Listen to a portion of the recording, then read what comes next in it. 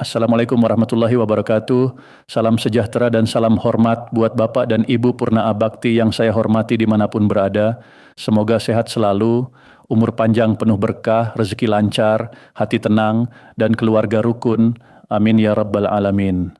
Bapak, Ibu, sebelum kita mulai, tolong berhenti sejenak, jangan geser layar dulu, jangan buru-buru pindah ke video lain, karena yang akan kita bahas bukan isu biasa. Ini soal rapel, ini soal kenaikan gaji pensiunan yang dikaitkan dengan tahun 2026. Ini soal harapan banyak orang. Beberapa hari terakhir pertanyaan yang masuk benar-benar banyak dan macam-macam.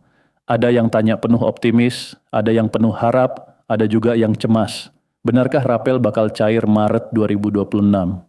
Golongan mana yang paling besar dapat rapel? Sudah resmi belum? Sistem pembayaran pensiun bakal berubah nggak? Pertanyaan-pertanyaan itu wajar banget. Soalnya perubahan penghasilan untuk pensiunan itu bukan sekadar angka, ini menyentuh biaya kesehatan, kebutuhan rumah tangga, persiapan Ramadan, Lebaran, bantuan buat anak dan cucu. Makanya penting banget kita bahas dengan kepala dingin. Di awal, mari kita sepakat ada 3 hal yang harus dibedakan. Informasi, interpretasi, dan keputusan resmi. Sering yang beredar itu interpretasi yang dibungkus seolah sudah keputusan resmi. Judulnya meyakinkan, katanya pasti, katanya sudah ditetapkan. Padahal kalau dibaca sampai tuntas masih banyak kata seperti diperkirakan, direncanakan, menunggu, berpotensi. Karena itu hari ini kita urai pelan-pelan, jelas nggak terburu-buru. Mulai dari dasar dulu, apa sih sebenarnya rapel itu? Rapel bukan bonus, bukan hadiah. Rapel itu selisih pembayaran yang seharusnya sudah diterima sejak kebijakan berlaku, tapi karena alasan administrasi atau teknis, pembayarannya dilakukan belakangan. Contohnya, pemerintah tetapkan penyesuaian gaji berlaku mulai Januari, tapi sistem harus disesuaikan, data diupdate, mekanisme teknis perlu waktu. Jadi gaji dengan nominal baru bisa dibayarkan di Maret, artinya Januari dan Februari dibayar dengan nominal lama. Nah, selisih antara nominal lama dan nominal baru untuk 2 bulan itu yang disebut rapel. Jadi rapel itu hak yang tertunda, bukan sekadar rezeki di luar dugaan. Paham ini penting supaya ekspektasi nggak keliru. Lalu kenapa isu rapel ini dikaitkan dengan 2026? Karena di narasi yang beredar disebut ada dasar regulasi di tahun sebelumnya yang berdampak pada pembayaran di tahun berikutnya. Terus muncul klaim rapel bakal dibayarkan Maret 2026. Di titik ini kita harus berhenti. Betul regulasi bisa menetapkan dasar penyesuaian, tapi pelaksanaan rapel tetap butuh beberapa tahap. Penetapan teknis, kesiapan sistem, ketersediaan anggaran, dan jadwal distribusi. Kalau salah satu belum final, jadwal pencairan belum bisa disebut pasti, disinilah sering terjadi kekeliruan. Begitu ada kabar sebut angka persentase, langsung dihitung. Begitu ada kabar sebut bulan Maret, langsung direncanakan belanja. Begitu ada kabar sebut golongan IV paling tinggi, otomatis berharap maksimal. Padahal kita belum lihat keputusan pelaksanaannya. Soal persentase yang ramai dibicarakan, ada yang bilang 8%, 10%, bahkan 12% untuk golongan tertentu. Apakah mungkin ada perbedaan antar golongan? Secara teori sangat mungkin, struktur penggajian memang berbeda antar golongan, bisa ada penyesuaian yang proporsional. Tapi angka yang beredar biasanya masih estimasi atau ringkasan yang belum final. Jadi jangan langsung jadikan patokan hitungan buat rekening. Pakai logika sederhana, kalau pensiun 2026 dan kenaikan 10%, kenaikannya 200.000 per bulan. Kalau pensiun 4.000, 2.000, dan kenaikan 10%, kenaikannya 400.000 per bulan. Persentase sama, nominal beda. Kalau rapel dibayarkan untuk 3 bulan, ya selisih per bulan dikali 3. Makanya golongan dengan basis pensiun lebih besar cenderung disebut menerima rapel nominal lebih tinggi. Bukan karena haknya beda, tapi karena basisnya memang lebih besar.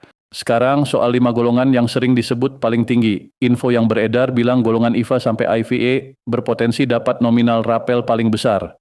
Kenapa? Karena rentang gaji mereka memang di tingkat atas struktur pensiun. Tapi ingat, rentang itu punya batas bawah dan batas atas, nggak semua orang ada di batas atas. Ada yang di tengah, ada yang mendekati batas bawah. Jadi ketika disebut potensi tertinggi, itu merujuk pada kemungkinan maksimum dalam struktur, bukan berarti semua orang di golongan itu otomatis dapat angka tertinggi. Ini penting supaya nggak muncul kekecewaan. Mari kita berpikir jernih dalam setiap kebijakan, penyesuaian penghasilan, ada 2 sisi yang harus dilihat, sisi harapan dan sisi administrasi negara. Harapan itu wajar, Semua pengen kesejahteraan naik, daya beli kuat. Tapi administrasi negara berjalan lewat proses. Ada regulasi, pembahasan anggaran, mekanisme teknis. Jadi kata pasti hanya pantas dipakai ketika semua proses itu selesai dan diumumkan resmi. Kalau belum, kata yang tepat adalah menunggu keputusan. Soal perubahan sistem pengelolaan pembayaran pensiun juga ramai dibahas. Ada kabar kemungkinan pembaruan sistem, pengelolaan lebih terpusat, atau pembentukan lembaga baru. Iya, reformasi sistem bisa terjadi. Pemerintah bisa integrasikan data atau perbarui mekanisme supaya lebih efisien. Tapi perubahan besar nggak bakal dilakukan mendadak tanpa sosialisasi karena menyangkut jutaan penerima. Biasanya ada pengumuman resmi, masa transisi, penjelasan prosedur, dan pendampingan teknis. Yang paling penting, tidak akan ada permintaan data pribadi secara sembarangan. Nah, di sini kita mesti waspada.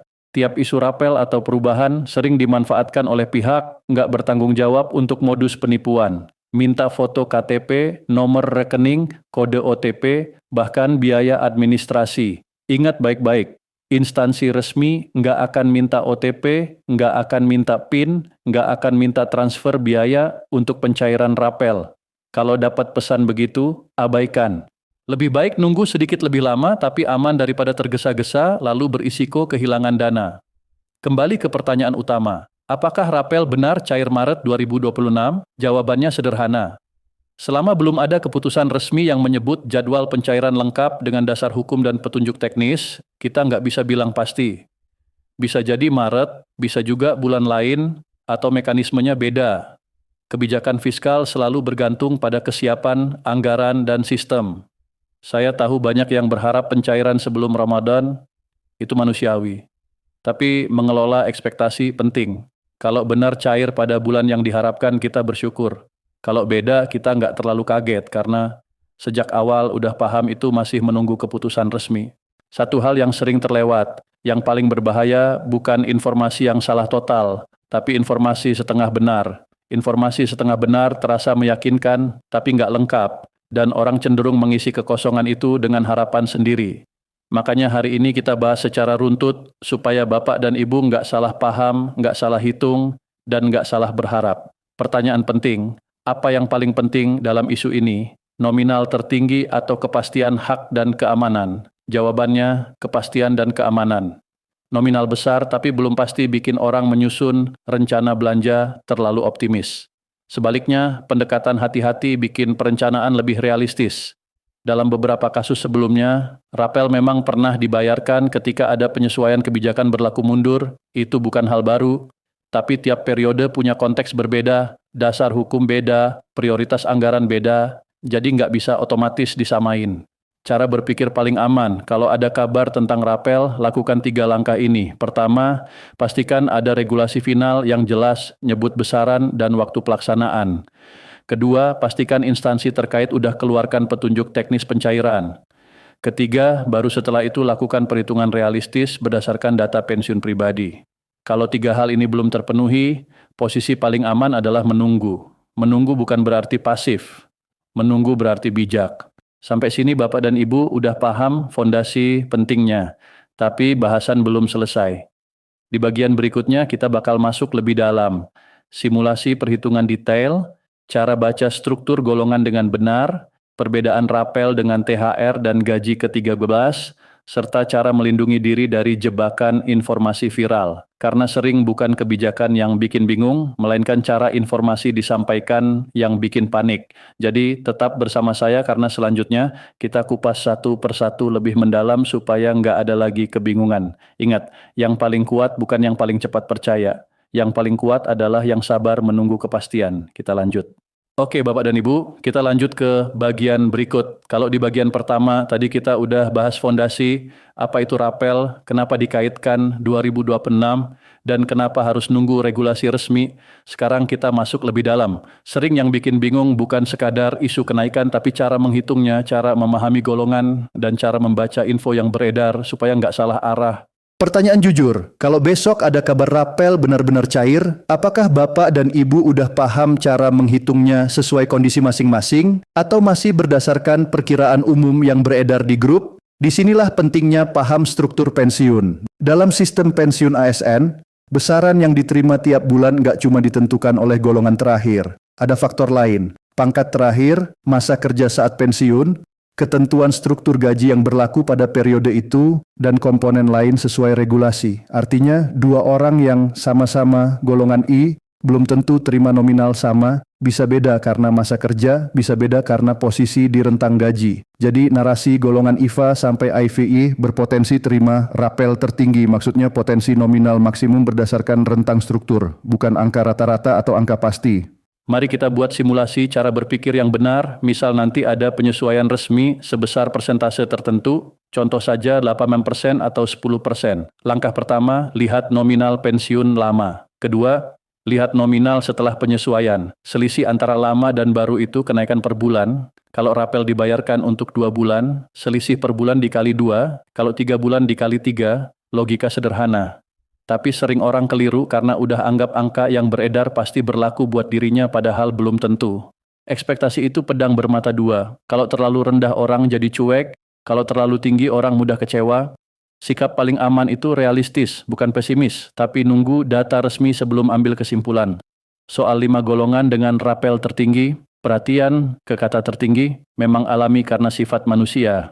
Karena golongan IV punya rentang gaji lebih tinggi dibanding golongan I, maka kalau persentase sama, selisih nominalnya lebih besar. Tapi nggak berarti golongan lain nggak dapat kenaikan. Kalau kebijakan berlaku umum, semua yang memenuhi syarat bakal dapat sesuai struktur masing-masing. Perbedaan cuma di nominal, bukan hak. Sekarang isu sensitif lagi, kemungkinan perubahan sistem pengelolaan pembayaran pensiun. Beberapa waktu terakhir terdengar narasi sistem bakal diperbarui atau dikelola terpusat. Lihat ini rasional. Reformasi administrasi mungkin terjadi, integrasi data, penyederhanaan, birokrasi, pembaruan digital. Tapi perubahan besar nggak mungkin tiba-tiba tanpa sosialisasi karena menyangkut jutaan penerima. Biasanya ada tahapan pengumuman resmi, masa transisi, pendampingan teknis. Jadi kalau ada pesan bilang, mulai bulan depan sistem berubah total, segera kirim data sekarang, patut dicurigai. Disinilah kewaspadaan penting. Tiap isu kenaikan atau rapel sering diikuti modus penipuan. Klaim pendataan ulang, minta konfirmasi rekening, minta OTP, minta PIN ATM, atau minta biaya administrasi. Sekali lagi, instansi resmi nggak pernah minta OTP, PIN, atau transfer biaya. Kalau ada yang minta begitu, hentikan komunikasi dan laporkan. Kenapa isu rapel 2026 ini begitu heboh? Karena tiap tahun anggaran baru, masyarakat berharap ada penyesuaian kesejahteraan, terutama saat biaya hidup naik, inflasi, harga kebutuhan pokok, biaya kesehatan. Wajar perhatian tertuju pada kemungkinan kenaikan. Tapi bedakan wacana kebijakan dan keputusan final. Wacana bisa dibahas, rencana bisa disusun, tapi sebelum ditetapkan resmi, semuanya masih proses dan bisa berubah. Satu pesan penting, jangan susun rencana keuangan berdasarkan info viral. Kalau nantinya ada rapel, anggap itu tambahan, bukan sumber utama menutup kebutuhan pasti. Perencanaan konservatif lebih aman. Rencanakan kebutuhan Ramadan atau Lebaran berdasarkan kemampuan rutin yang pasti. Kalau ada rapel, itu rezeki tambahan untuk prioritas lain atau tabungan. Cara ini bikin hati lebih tenang. Pelurusan istilah rapel, THR, dan gaji ke-13 sering saling tertukar. Mereka beda, rapel, selisih pembayaran karena penyesuaian kebijakan yang berlaku mundur atau terlambat. THR, tunjangan hari raya dengan dasar kebijakan sendiri, biasanya menjelang hari raya. Gaji ke-13, komponen tambahan biasanya terkait kebutuhan pendidikan atau periode tertentu sesuai kebijakan pemerintah. Jadi jangan anggap semua berita rapel itu THR dan jangan anggap berita THR itu rapel. Paham beda ini menghindarkan salah ekspektasi. Teknis yang lebih mendalam. Misal rapel cair, tapi nominal beda antar orang meskipun sama golongan. Ini mungkin terjadi. Selain golongan, masa kerja berpengaruh. Struktur gaji punya batas bawah dan atas. Orang dengan masa kerja panjang biasanya mendekati batas atas, yang masa kerja lebih singkat bisa di tengah atau dekat batas bawah. Selain itu ada potongan pajak atau komponen lain yang pengaruhi nilai bersih yang diterima. Jadi nominal beda bukan berarti ada kesalahan, bisa memang karena struktur dasar berbeda. Lihat isu ini dari sudut lebih luas. Dalam kebijakan kesejahteraan, pemerintah mempertimbangkan kemampuan anggaran negara. Anggaran itu banyak prioritas, pendidikan, kesehatan, infrastruktur, perlindungan sosial. Karena itu penyesuaian penghasilan lewat proses evaluasi yang enggak sederhana. Jadi kalau ada narasi sudah dipastikan, kita perlu tanya, apakah dasar hukumnya sudah terbit? Apakah jadwal teknis sudah diumumkan? Kalau belum, berarti masih nunggu. Menunggu dengan sabar adalah pilihan paling aman. Kenapa info yang belum pasti sering lebih cepat menyebar? Karena berita bombastis lebih menarik perhatian. Judul keras lebih cepat dibagikan. Kata resmi cair cepat viral, padahal sering isi detailnya belum sekuat judulnya. Jadi sebagai penerima info kita mesti lebih cermat daripada sekadar baca judul. Baca sampai selesai, periksa sumber, lihat apakah ada rujukan regulasi yang jelas. Kalau nggak ada berarti harus berhati-hati. Di bagian pertama kita udah tekankan pentingnya regulasi final. Di bagian kedua ini kita tekankan pentingnya paham, struktur, dan mekanisme. Pemahaman utuh bikin kita nggak gampang goyah oleh kabar yang berubah-ubah. Sekarang saya tanya lagi jujur, kalau nanti ada penyesuaian gaji dan rapel, apa yang akan Bapak Ibu lakukan? Tahan dulu, jangan langsung swipe, jangan langsung pindah video. Sini, duduk yang manis dulu. Karena yang mau kita bahas ini bukan gosip receh, bukan kabar sensasi yang cuman bikin jantung deg-degan tapi ujung-ujungnya zonk. Ini soal harapan, soal angka yang mungkin kelihatannya cuma nominal, tapi dampaknya bisa panjang buat dapur tetap ngebul, buat bantu cucu sekolah, buat beli obat rutin tiap bulan. Ini soal rapel pensiun dan kabar penyesuaian tahun 2026 yang lagi rame banget dibahas di mana-mana. Assalamualaikum warahmatullahi wabarakatuh. Salam sehat, salam hormat, dan peluk hangat dari jauh buat Bapak dan Ibu para Purna Bakti di seluruh Indonesia. Semoga selalu dalam lindungan Tuhan Yang Maha Esa, badan sehat, pikiran tenang, rezeki lancar, keluarga rukun, dan segala urusan dimudahkan. Amin. Sekarang saya minta satu hal aja. Dengerin sampai tuntas. Jangan setengah-setengah. Jangan baru dengar satu potong langsung ambil kesimpulan. Kenapa? Karena belakangan ini kabar soal rapel pensiun 2026 tuh simpang siur banget. Ada yang bilang cair Maret 2026, ada yang bilang 5 golongan bakal dapat paling tinggi, ada yang ngomong sudah ada peraturan presiden, bahkan ada yang yakin sistem pembayaran pensiun bakal berubah total. Nah loh, makin bingung kan? Makanya kita perlu duduk bareng, nih ngobrol pelan-pelan, kita kupas satu-satu. Mana yang fakta, mana yang masih wacana, mana yang baru sekadar perkiraan. Jadi biar nggak salah, harap ya. Nah, karena kadang yang bikin sakit hati itu bukan kenyataan, tapi ekspektasi yang kelewat tinggi. Kita mulai dari yang paling dasar dulu. Rapel itu apa sih sebenarnya? Rapel itu bukan bonus ya, bukan hadiah kejutan dari langit, bukan juga bantuan sosial yang tiba-tiba cair. Rapel itu sederhana banget, pembayaran selisih. Cuman selisih. Misalnya begini, ada kebijakan penyesuaian gaji berlaku mulai Januari. Tapi karena urusan administrasi, sistem atau update data, pembayaran nominal baru bisa dilakukan di bulan Maret. Nah, selisih Januari dan Februari itulah yang disebut rapel. Jadi rapel muncul kalau ada kebijakan yang berlaku mundur atau ada keterlambatan teknis dalam penerapan. Kalau cuma baru wacana, belum tentu ada rapel. Ya, ini penting banget dipahami. Terus kenapa nama 2026 ini sering banget disebut? Karena beredar narasi bahwa akan ada penyesuaian gaji pensiunan yang efeknya mulai terlihat di tahun 2026. Dari situ muncul spekulasi, oh berarti nanti ada rapel dong. Bahkan ada yang spesifik banget bilang Maret 2026. Tapi dalam kebijakan negara itu ada tahapan. Pertama wacana atau rencana, kedua regulasi resmi, ketiga petunjuk teknis pelaksanaan. Masalahnya di media sosial sering banget tahap pertama dibicarakan seolah-olah sudah tahap ketiga. Padahal beda jauh. Kalau belum ada peraturan pemerintah, belum ada peraturan presiden, belum ada juknis soal besaran dan jadwal, ya statusnya masih kemungkinan. Ingat ya, kata direncanakan itu beda sama ditetapkan.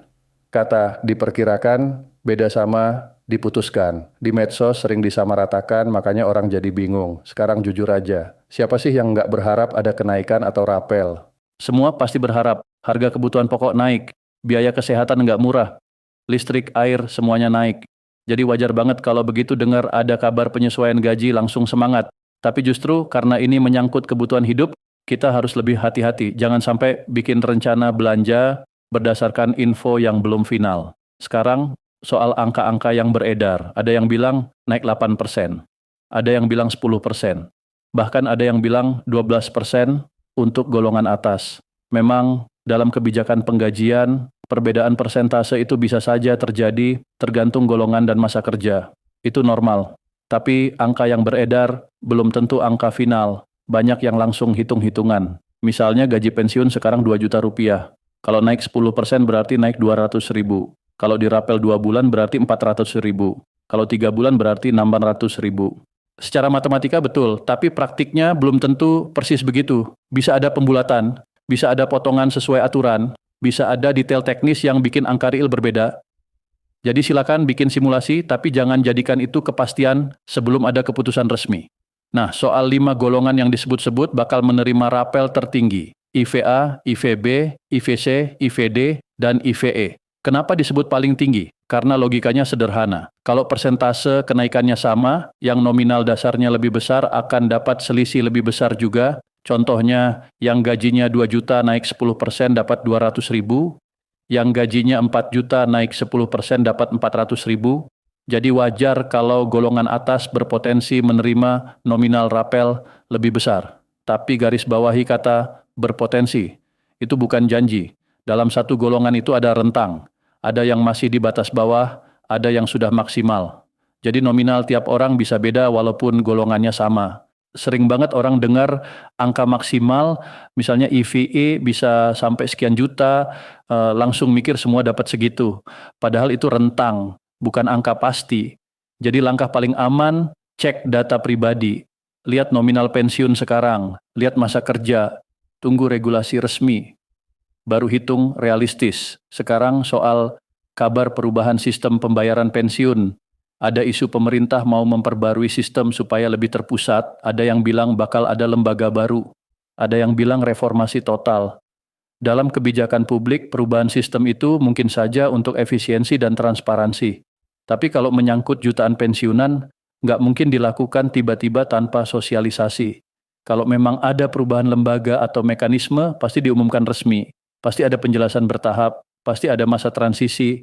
Yang justru harus diwaspadai itu penipuan.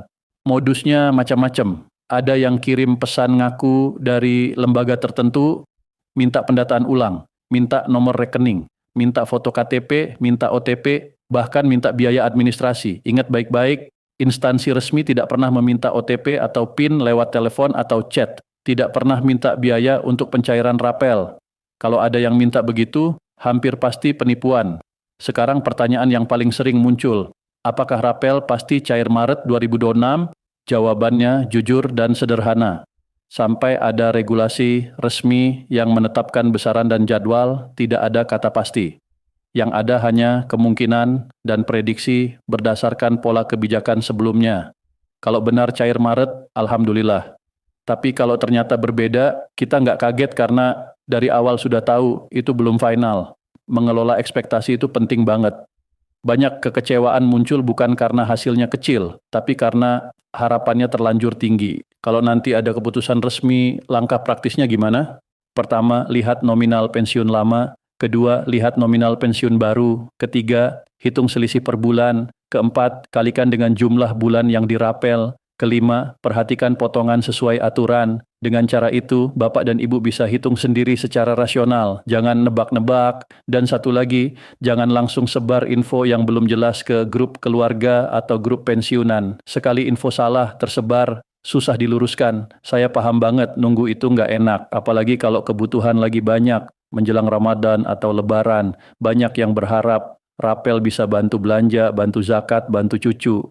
Harapan itu wajar, ya. Tapi kebijakan negara tetap mengikuti proses administrasi dan kemampuan anggaran. Sekarang kita masuk lebih dalam lagi. Bayangkan besok pagi ada pesan masuk. Resmi, rapel pensiun cair Maret 2026.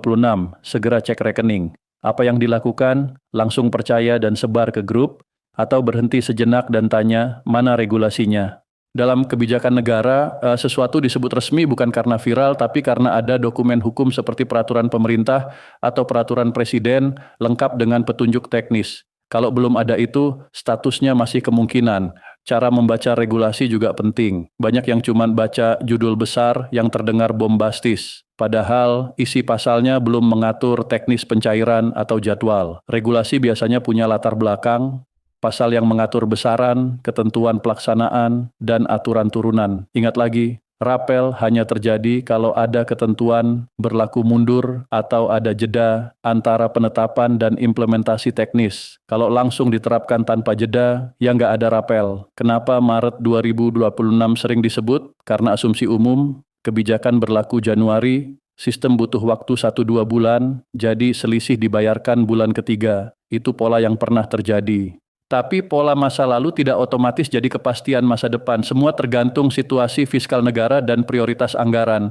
Sekarang kita bicara strategi. Bahaya terbesar bukan kalau rapel nggak cair. Bahaya terbesar adalah kalau seseorang sudah mengatur pengeluaran berdasarkan asumsi rapel, pasti cair. Sudah janji mau beli barang mahal. Sudah janjikan bantuan. Sudah atur cicilan baru. Kalau ternyata beda, tekanan finansial muncul. Prinsip paling aman, konservatif. Anggap belum ada tambahan sampai resmi diumumkan. Kalau nanti cair, anggap itu bonus untuk kebutuhan prioritas. Kemungkinan skenario pencairan ada beberapa. Bisa langsung berlaku tanpa rapel. Bisa berlaku mundur dengan rapel 1-2 bulan. Bisa berlaku mundur lebih lama, bisa juga ditunda karena pertimbangan anggaran. Sampai ada dokumen resmi kita nggak bisa pastikan. Sekarang soal keamanan data, setiap isu kenaikan biasanya diikuti lonjakan penipuan, karena pelaku tahu banyak orang lagi nunggu kabar baik. Modusnya, kirim link pendataan ulang, minta verifikasi rekening, minta OTP, ingat OTP itu kunci rahasia, PIN itu hak pribadi, jangan pernah dibagikan. Kalau nanti rapel cair, apakah semua bank cair bersamaan? Belum tentu. Ada proses administrasi, bisa beda jam atau beda hari. Ikuti pengumuman resmi, bukan perbandingan dengan tetangga. Jangan samakan rapel dengan THR atau gaji ke-13. Rapel itu selisih karena perubahan kebijakan berlaku mundur. THR punya dasar sendiri, gaji ke-13 juga beda lagi. Di tengah derasnya informasi, yang paling berharga itu ketenangan, pastikan administrasi rapi, rekening aktif, data identitas aman, jangan gampang kasih data pribadi, dan yang paling penting, jaga kesehatan, karena kesehatan jauh lebih berharga daripada nominal rapel berapapun. Sekarang bagian paling praktis, sumber informasi resmi itu prioritas, website kementerian terkait, pernyataan resmi lembaga pengelola pensiun. Kalau dapat info dari WhatsApp, cek dulu ke sumber resmi. Perhatikan istilah, apakah direncanakan atau ditetapkan, cek tanggal dokumen. Jangan klik link minta data sensitif. Kalau ragu, tanya ke kantor pensiun setempat atau kontak resmi. Untuk perencanaan keuangan, pegang prinsip sederhana. Jangan andalkan uang yang belum pasti. Pisahkan kebutuhan pokok dan keinginan. Buat dana darurat minimal 3-6 bulan kebutuhan. Kalau nanti dapat rapel, prioritaskan untuk lunasi utang berbunga tinggi atau tambah tabungan darurat. Checklist sebelum pengumuman resmi, periksa data administrasi. Jangan beri OTP, susun anggaran konservatif, catat sumber resmi. Setelah pengumuman resmi, baca regulasi sampai tuntas. Hitung sendiri, konfirmasi kalau kurang jelas. Catat jadwal pencairan, waspada info palsu, skenario sudah kita bahas. Siapkan diri untuk segala kemungkinan. Kalau merasa bingung atau khawatir, itu wajar. Tapi yang paling membantu adalah informasi yang jelas dan rencana realistis. Doakan yang terbaik, tetap waspada. Jangan susun rencana besar berdasarkan kabar belum final. Kalau Bapak dan Ibu mau, nanti bisa saya bantu rangkum jadi panduan praktis yang bisa dibagikan ke grup keluarga atau grup pensiunan. Biar semua dapat informasi yang sama dan nggak simpang siur. Terima kasih sudah menyimak sampai akhir. Semoga penjelasan panjang ini bikin hati lebih tenang dan pikiran lebih jernih dalam menghadapi isu rapel dan penyesuaian 2026. Wassalamualaikum warahmatullahi wabarakatuh.